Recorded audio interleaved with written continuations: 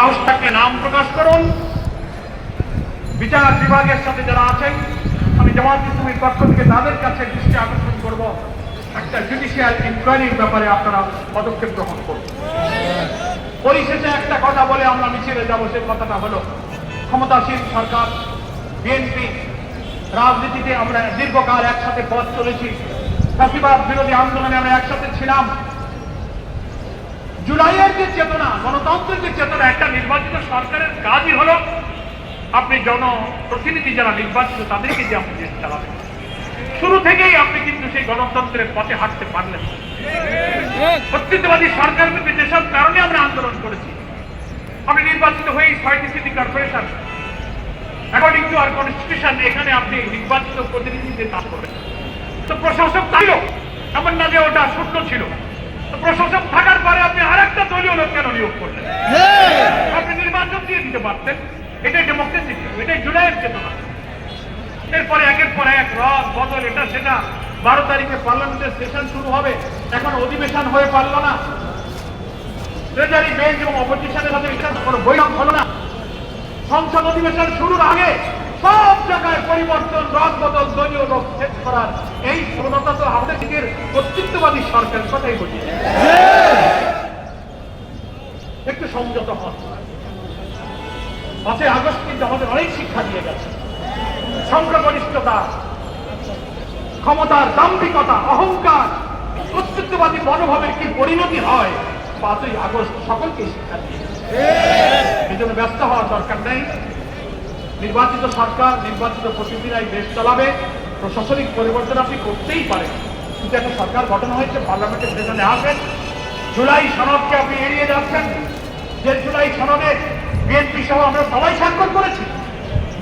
জুলাই চার্টারের দক্ষিণ প্লাজা যে স্বাক্ষরটা করা হয়েছে, ওই সনদে খুলে দেখবেন স্বাক্ষর করেছেন এবং আমরা যে অঙ্গীকার করেছি 1, 2, 3 করে যে পয়েন্টগুলো আছে তার 2 এবং 3 নম্বর পয়েন্টে প্রকার আছে। আমরা স্বাক্ষরকারী দলগুলো জুলাই সনদে ঐক্যমত হওয়া সংস্কারের সব প্রস্তাবগুলো আমরা বাস্তবায়নের জন্য অঙ্গীকার করলাম। সংবিধান সংস্কার আদেশ হয়েছে, সেই অনুযায়ী গণভোটে কোটি কোটি মানুষ ভোট দিয়ে হাঁকে জয়যুক্ত করেছে।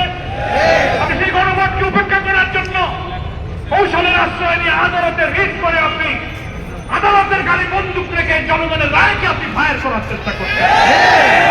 সেই পথে চলে গেছে। এখন আপনি পার্লামেন্টে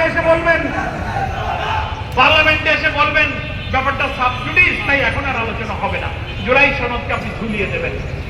এসব নাটক তো আমরা বুঝি, অথচ জুলাই সনদে 48টি সাংবিধানিক গুরুত্বপূর্ণ বিষয় আমরা পরিবর্তন করি। আপনার নট অফ ডিসেন্ট আছে, কিন্তু গণভোটে যখন অনুমতি হয়ে গেছে, সেটা আপনার উচিত ছিল সংবিধান সংস্কার পরিষদের শপথ নিয়ে আপনি সেটা অনুমোদন করবেন, পার্লামেন্টে আসবেন। আপনি বললেন যে না, সংবিধানে এই শপথ নাই। মানে যার জন্য যেটুক কাজে লাগে সংবিধানে সেইটুক তার কাছে সংবিধানের শপথ নাই। সংবিধানে কি নির্বাচনটা ছিল? সংবিধানে অন্তর্বর্তীকালীন সরকার ছিল?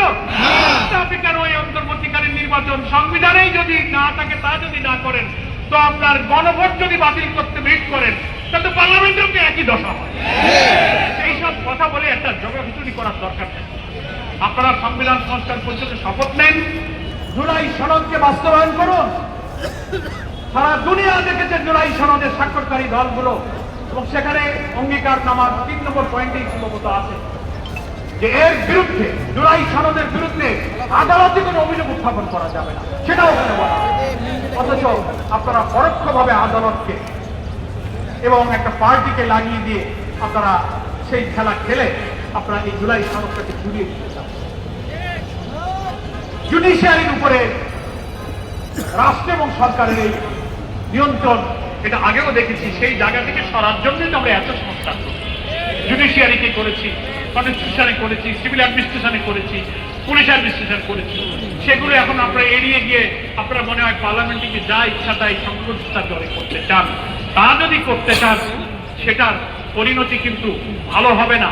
বরং সেশনটা শুরু হতে দেন, 12 তারিখে আসেন, বিরোধী দল সরকার দল আলোচনার ভিত্তিতে জুলাই সনদ বাস্তবায়ন নিয়ে আলোচনা হোক, তারপরে আমরা দেশ গড়ার জন্য হাতে হাত করে এগিয়ে যাই। এভাবে আর কোনো বিশৃঙ্খলা যেন তৈরি না হয়। আমরা সর্বশেষে সরকার এবং দেশের জুডিশিয়ারি বিচার বিভাগে যারা আছেন, সৈয়দ রেজওয়ান হাসানের এই বক্তব্যটাকে আপনি পরীক্ষা করুন, এই অভিযোগের ব্যাপারে তাকে জিজ্ঞাসাবাদের মুখোমুখি করুন, জাতির সামনে আসল সত্যকে পরিষ্কার করুন। এই দাবিতে এখন বিক্ষোভ মিছিল হবে। আমি আমার নেতা কর্মীদেরকে অনুরোধ করব, মিছিলে কোন রকম উস্কানি,